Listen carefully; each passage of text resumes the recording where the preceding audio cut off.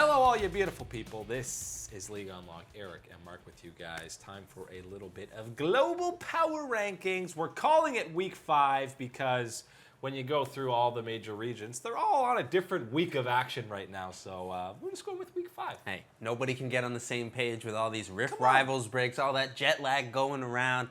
Got to take it seriously. Got to get that rest in. So puts us on a little bit of uneven playing field here with the weeks going through. But hey, let's all simplify it. Week 5 power rankings. Let's hit it up. But because it's been more than a week with that Rift Rivals break, yeah, there's a lot of movement in this top 10, starting with that number 10 to number 6. There are some familiar team names that have been there for the last couple of weeks, some maybe the entire season, at least somewhere within the top 10.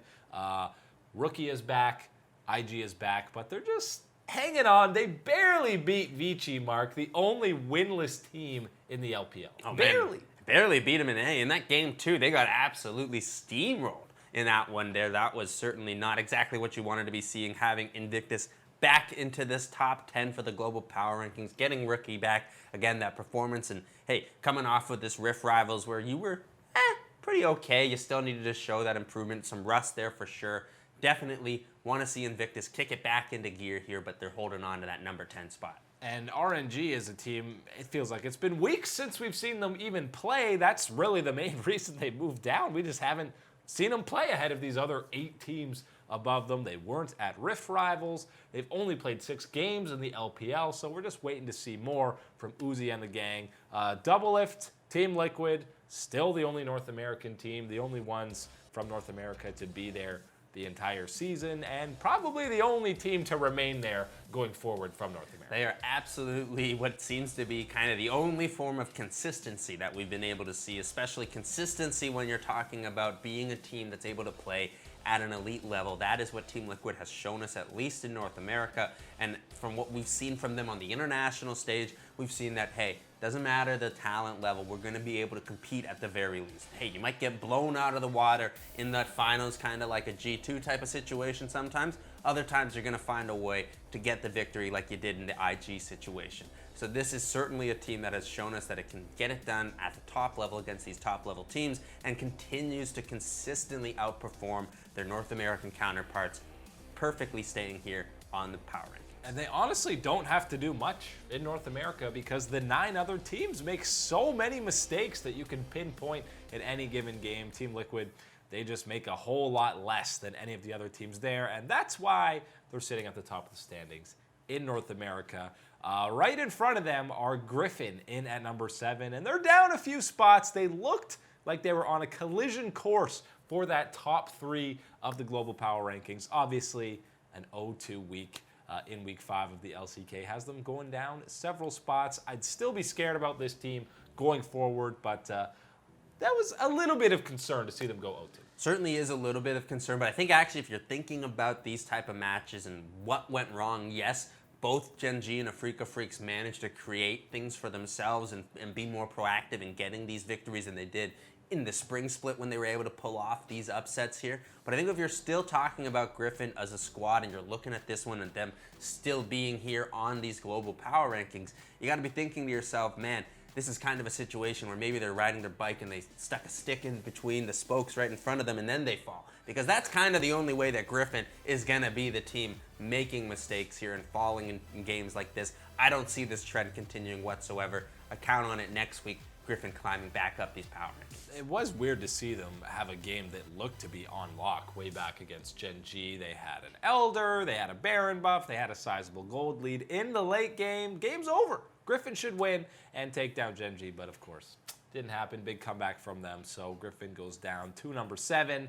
Sandbox is that 1 spot ahead of them because they got the better record and they didn't go 0-2. They did get at least 1 win, even though it was against not the best competition in the LCK. But let's go to the top 5 because it's just getting started for Korean squads being there. Griffin and Sandbox had been the top 2 from Korea for the majority of these first 4 weeks that we've done these, but a couple of new guys in Kingzone and Damwon move ahead of them to make up number 5 and 4. And when those guys go head-to-head, listen, Damwon were absolutely rolling, looking like the best team in Korea.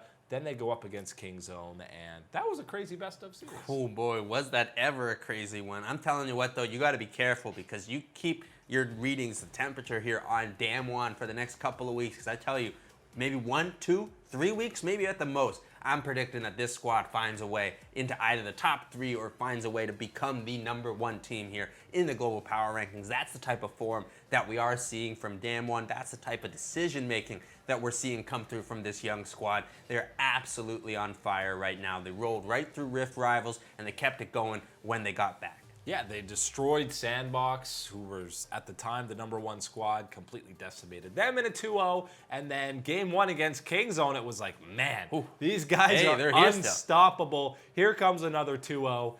Obviously, Kingzone had some things to say about that. Deft had some fantastic performances, got to bring out his ridiculous 90% win rate jinx in that series clinching game. So kudos to Kingzone for showing up in a huge way. And that's the other part here talking about. Yes, hyping up Damwon, talking about wanting to have them, pretty much push for that top type of spot in the next couple of weeks here. But Kingzone is a squad that says, hey, you're looking for that spot, so are we, and we're bringing it better than you are, at least this week here, hanging on to that spot ahead of them. The top 3, only one little bit of movement. We talked about how razor thin the difference between Fnatic and G2 was. When Fnatic won that head-to-head, it propped them above them, but it is so close between them. So when any of them slip up in any way, like Fnatic dropping a game to Splice, well, G2 says, all right, we have an absolute decimation 2-0 week, as we usually do.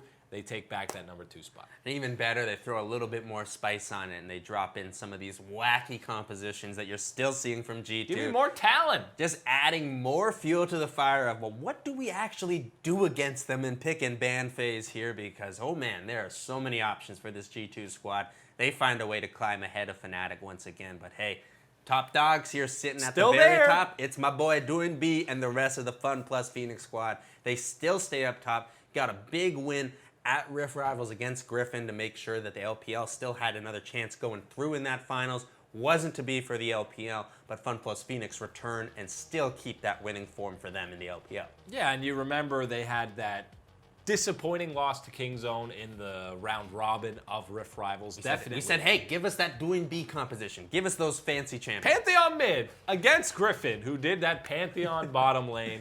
And Doing B had a great performance. Yeah, it was the only win for China in that best-of-5 finals. And they came back, got another win. They're still perfect in the LPL. So I think the win against Griffin and combined with still not losing the LPL is enough to keep these guys as numero uno. And of course, you know it, leading the Doing B fan club. That's me, of course, always talking about my boy. Founding member and president. But you gotta give the shout out, of course, to Gimgoon in this one. Man, we gave him a lot of trouble for a lot of those missed ultimates coming through on the Nico. There was a lot of them. He came through big in the moments for Rift Rivals in this past week here for Fun Plus Phoenix. A lot of damage coming through from that top side. Definitely brought his performance up big time, holding on to that #1 spot as the global power rankings leaders. Yeah, the middle of the pack, 4-7. It's all about the LCK, but the top 3 still dominated by Europe and China.